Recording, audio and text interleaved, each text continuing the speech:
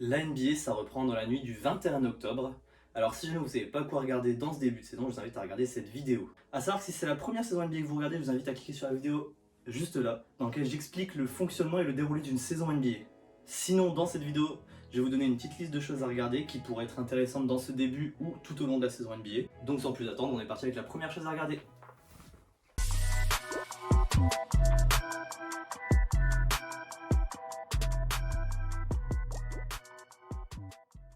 Pour commencer, on va parler forcément de Victor Wembanyama qui est de retour à 100% plus que jamais dans cette saison NBA. Il s'est en effet entraîné tout l'été, on a pu le voir avec des modes Shaolin, jouer aux échecs pour transformer son mental en mental d'acier. Victor Wembanyama est maintenant prêt plus que jamais à remporter des trophées individuels tels que le défenseur de l'année ou pourquoi pas une première apparition dans le classement d'MVP. On attend donc de sa part plus de régularité, plus de leadership aussi, pourquoi pas autour des Spurs, avec notamment l'arrivée de De'Aaron Fox, on n'a pas pu le voir du coup l'année dernière jouer avec, mais également l'arrivée de Dylan Harper à la draft il y a quelques mois. Pour moi, la deuxième chose à suivre, c'est les Mavericks. Ils ont en effet drafté Cooper Flagg, le numéro 1 de la draft il y a quelques mois. Il est arrivé dans une équipe qui manquait d'offensive avec le départ de Luka Doncic aux Lakers.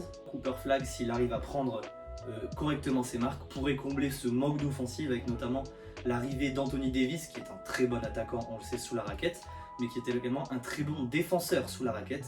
Kyrie Irving notamment pour les servir, forcément on le connaît, dribble, passe. Je pense que si cette équipe arrive à n'avoir presque pas de blessés importants comme l'année dernière, on peut clairement dire que cette équipe est une équipe compétitive et dangereuse pour la conférence Ouest. En troisième, je dirais de suivre OKC, n'est-ce pas, le Thunder d'Oklahoma City, champion en titre et qui est pourtant l'une des équipes les plus jeunes de ce championnat. Ils ont notamment en leader SGA, Shai Gilgeous-Alexander, MVP en titre également. On peut clairement s'accorder sur le fait que l'année dernière c'était l'équipe la plus forte et qu'il y a de grandes chances que cette année elle le soit aussi. En quatrième, je dirais qu'il faut surveiller les LeBron James et les Lakers. À l'heure où je tourne cette vidéo, je viens d'apprendre que LeBron James du coup ne participera au début de saison NBA, la première fois depuis le début de sa carrière, ce qui est quand même pas mal. Mais surtout, on est sur peut-être la dernière saison de LeBron James en NBA, ou l'une de ces dernières en tout cas.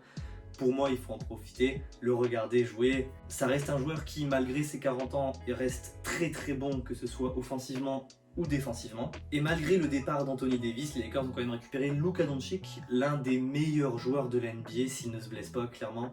Il est revenu en plus de ça après un entraînement physique intensif, on le reconnaît presque plus. Donc peut-être plus d'intensité, peut-être plus également de dribble, de risque, de contact également, peut-être plus de blessures. Mais ce qui est sûr, c'est que pour moi, les Lakers, étant mon équipe préférée, sont une équipe, attention, très dangereuse pour cette saison. Ce que j'espère donc, c'est que forcément les Lakers décrochent un dernier titre pour LeBron James, pour Luka Doncic également qui mérite un titre NBA, mais surtout pour LeBron James avant sa retraite. Et pour finir, Cocorico, nos Français. Ils sont au nombre de 15 Français en NBA cette année. On a donc Nicolas Batum, Rudy Gobert, Ousmane Dieng, Zachary Rizacher, Gershon Yabusele, Tidjane Salaune, Victor Wembanyama, Alexandre Sarr, Bilal Koulibaly, Paco Ndadié, Ryan Rupert, Sidi Sissoko, Moussa Diabaté et Armel Traoré. On a donc 15 Français en NBA, ce qui est clairement une très grosse perf de la France en ce moment.